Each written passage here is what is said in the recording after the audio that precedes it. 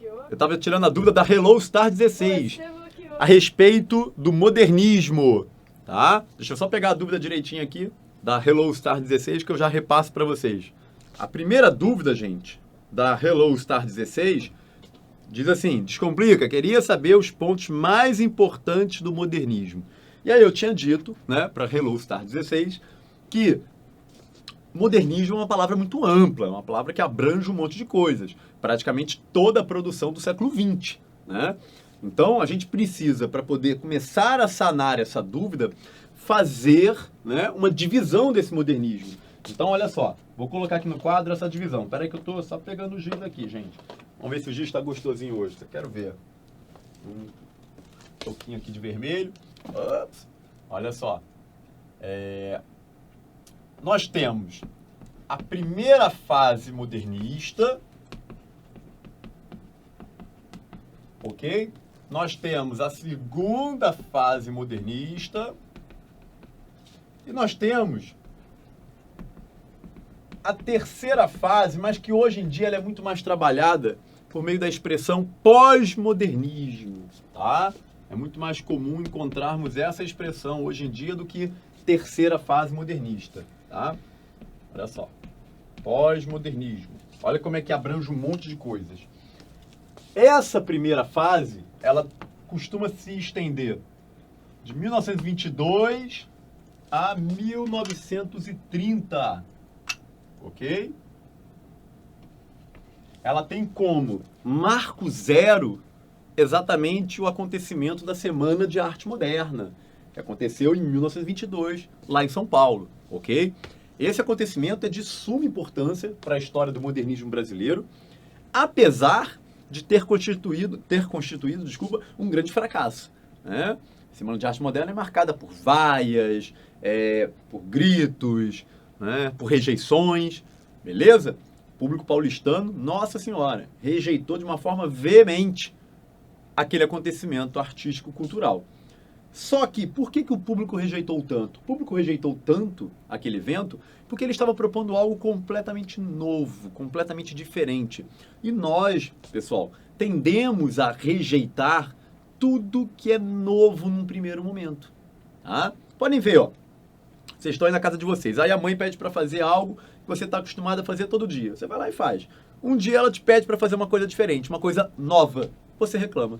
Você fala, ah não, mãe. Ah não. Jessiquinha aqui adentrando no recinto também. Agora estamos sob o comando de Natane e Jéssica. Então, vejam bem, a gente rejeita. Não, mãe, não quero fazer isso, não quero fazer isso. Ah, vai me dar trabalho. Não, deixa eu fazer o que eu já sei fazer, já estou acostumado. Porque o novo faz você ter que parar para pensar, refletir a respeito, pensar numa nova estratégia para executar aquilo, numa nova logística, beleza? Então foi exatamente o que aconteceu naquela época. O público não estava pronto ainda para aquela revolução artística toda que os modernistas dessa primeira safra estavam propondo. Daí a rejeição. Então, quando eu disse que a Semana de Arte Moderna foi um fracasso nesse sentido. Agora, esse fracasso não abalou os modernistas. Por quê? Gente, se eles fossem aplaudidos, é porque eles estariam fazendo mais do mesmo, né? Ou melhor, eles teriam feito mais do mesmo. Quando eles são vaiados, é porque eles fizeram algo novo e eles conseguem perceber, né, essa ideia. Então, na verdade, a Semana de Arte Moderna ela é um sucesso às avessas. O que a consagra, né, na verdade, são as vaias, tá? E aí, de 1922 a 1930, os artistas vão tentar colocar em prática no seu dia a dia literário, no seu dia a dia artístico, exatamente o que eles já tinham apresentado inicialmente na Semana de Arte Moderna, ok? Então, é uma fase marcada por uma grande ruptura estética. Não se esqueçam dessa palavrinha, ruptura. A ideia era demolir conceitos tradicionais, né, conservadorismos, tá? Não se esqueçam daquele evento que aconteceu pouco antes, né, da Semana de Arte Moderna, alguns anos antes, que foi aquele episódio da exposição da Anita Malfatti. A gente conversou sobre isso aqui nas aulas ao vivo. Aquele episódio da Anita Malfatti, com a exposição de quadros, né, repletos de influências expressionistas, uma vanguarda que a Anita Malfatti tinha tomado contato na Europa, causou um grande choque e, inclusive, gerou uma crítica pesadíssima do Monteiro Lobato. Vocês lembram? A gente leu aqui na aula ao vivo essa crítica. E olha, esse episódio do caso da Anita Malfatti e a crítica do Monteiro Lobato, que chegou a chamar os quadros dela de furúnculos artísticos, olhem isso, hein? Furúnculos artísticos, né? Acabou gerando, né, uma polêmica tão grande, tá? Que os modernistas vão comprar a briga da Anita e anos depois vão tentar dar o troco na sociedade conservadora paulistana daquela época por meio da Semana de Arte Moderna. Eu acabei fugindo aqui um pouco do pensamento. Eu ia dizer que esse episódio da Anita Malfatti e da crítica do Monteiro Lobato já caiu 2 vezes na prova do Enem. Já caiu 2 vezes, não caiu nem texto. Caiu exatamente um enunciado, contextualizando a exposição dela e comentando a respeito da crítica do Monteiro Lobato, e logo depois já vinham as alternativas. 2 vezes já caiu, né, menção a esse episódio na prova do Enem. Beleza? Então, ó, não se esqueçam, essa fase é marcada por uma ruptura, tá? É marcada por uma demolição estética. Já a segunda fase modernista, ela se estende de 1930 a 1945. Quando falamos sobre essa fase durante as aulas ao vivo, nós chamamos muita atenção, de repente, mais do que em qualquer outra aula do ano, para o contexto histórico, né? São 15 aninhos, mas são 15 aninhos bem turbulentos da história do século XX. De repente, os anos mais turbulentos da história desse século, ok? Ora, logo de cara, em 1929, a década de 30 já começava quente, por causa da crise econômica gerada pela quebra da Bolsa de Valores em Nova York, tá? Aqui no Brasil, nós tínhamos Vargas chegando ao poder e tendo seu poder contestado, né? Em 37, ele implementaria o Estado Novo em nossas terras, trocando em miúdos, ditadura Vargas, tá? E de 39 a 45, nós ainda vamos ter a Segunda Grande Guerra Mundial. Tá pouco? Nossa Senhora, hein? Olha quanta coisa aconteceu, né, no mundo nesse momento histórico. Então, o artista, nesse período aqui, galera, ele vai precisar adotar uma postura mais engajada, mais politizada. Ele não pode ignorar esses acontecimentos históricos, esses acontecimentos políticos, sociais. Muitos artistas, inclusive, se filiam a partidos políticos, como o Partido Comunista aqui no Brasil. É o caso de Jorge Amado, é o caso de Drummond. Então, nós vamos ter, tanto no campo da poesia como no campo da prosa, tá, uma posição política muito forte, um engajamento, né, político-social muito forte, tá? Reparem, o engajamento na fase anterior era estético. Os artistas estavam, né, voltados para uma outra guerra. Uma guerra contra o conservadorismo, contra a tradição. Eles estavam preocupados também, e não à toa a escolha do ano de 1922, né, não foi aleatória, foi muito bem pensada. Eles estavam tentando redescobrir o Brasil. E isso eu voltei aqui para a primeira fase, tá? Eles estavam tentando redescobrir o Brasil. Por isso que a data é simbólica, 100 anos depois da independência do Brasil. Ok? Já aqui não. Aqui a preocupação, ó, não é só com acontecimentos da nossa terra, mas é uma preocupação de ordem mais, né, mais geral, mais universal, tá? Principalmente no campo da poesia, tá? No campo da poesia, a gente tem uma poesia que tenta dialogar com o homem de um modo geral, tá?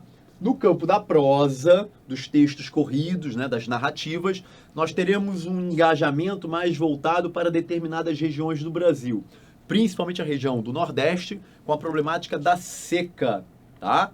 E eu sempre falo aqui nas aulas, quando a gente comenta sobre esse tema, né? Esse problema da seca é um problema que não acabou aqui, um problema que ainda hoje se faz extremamente presente em nossa terra. Essa semana mesmo eu estava vendo o telejornal, estava lá mostrando cidades do interior do Ceará que estão padecendo com a seca há 5 anos. Mostrou um senhorzinho que, tadinho, deu uma pena tremenda, tem que acordar de madrugada para conseguir trabalhar na terra fria, porque a temperatura está mais amena, porque pela manhã o sol já vem rachando e ele não consegue mais trabalhar a terra. Então, essa temática, né, regionalista foi mais explorada na prosa, tá? Beleza? Ok? E o pós-modernismo? O pós-modernismo, ele inicia-se, ó, em 1945, né? E vai até quando? E vai. Podemos, de uma certa forma, dizer que ainda hoje nós estamos, né, vivenciando a pós-modernidade. A gente vai precisar de um distanciamento histórico maior para conseguirmos entender melhor essa nossa época atual. Por exemplo, ainda estamos muito longe de começarmos a avaliarmos, a analisarmos a produção digital, né? E vamos ter que fazer isso mais cedo ou mais tarde, ok? Então, por hora, a gente ainda não consegue definir bem o que vem a ser esse nosso tempo, tá? Então, podemos ainda hoje trabalhá-lo também como pós-modernidade, que se inicia em 45, num período que aparentemente parece ser mais tranquilo, afinal chegamos ao fim da Segunda Guerra Mundial aqui, chegamos ao fim do Estado Novo, da ditadura Vargas, no caso do Brasil, só que, na verdade, né, vimos também que essa guerra acabou com as explosões nucleares nas cidades japonesas, e quem no mundo, a partir desse momento histórico, pode dormir tranquilo, sabendo que superpotências, né, possuem armamentos nucleares. Vocês não veem aí quando aquele coreano, né, começa a fazer testes aí no oceano com bombas, com armas nucleares, pô, todo mundo já fica tenso, desesperado, com medo de uma nova guerra eclodir, ok? E no Brasil, né, mesmo com o fim da Era Vargas, alguns aninhos depois já estávamos entrando novamente numa outra ditadura, sendo que agora uma ditadura militar, tá? E qual é a marca dessa pós-modernidade no campo artístico? A pós-modernidade, vi agora há pouco Larinha comentando, né, sobre Zygmunt Bauman, conceito de modernidade líquida, tá? A pós-modernidade ela é marcada por uma grande fragmentação. Daí, na minha opinião, o termo liquidez que o Bauman usa, né? Nessa pós-modernidade tudo se dilui, tudo escorre pelos dedos, você não consegue apalpar mais nada, não consegue segurar nada de concreto, tudo escorre, né? Por isso que o Bauman trabalha esse conceito de liquidez em várias esferas da sociedade, né? Ele tem o livro Amor Líquido, Relações Líquidas, Educação Líquida, né? Tudo é líquido, você não consegue agarrar nada. Então há uma grande fragmentação, né, de ideologias, de crenças, de políticas, de estilos. Então a gente não tem mais uma tendência no campo da arte. Aqui, como a gente viu, a tendência era romper com o passado. Aqui a tendência era levantar uma bandeira política social. E aqui, ó, qual é a bandeira? Não temos uma, temos um conjunto de bandeiras, né? Nós temos uma pluralidade de vozes muito grande nesse momento histórico. Mais do que estudarmos um estilo de época, a gente precisa falar de estilos, né, de artistas, tá? Cada artista vai se diferenciar muito um do outro, tá? Cada um vai ter a sua marca própria, a sua individualidade, beleza? Ok? Então, ó, essa foi a dúvida da Hello Star 16.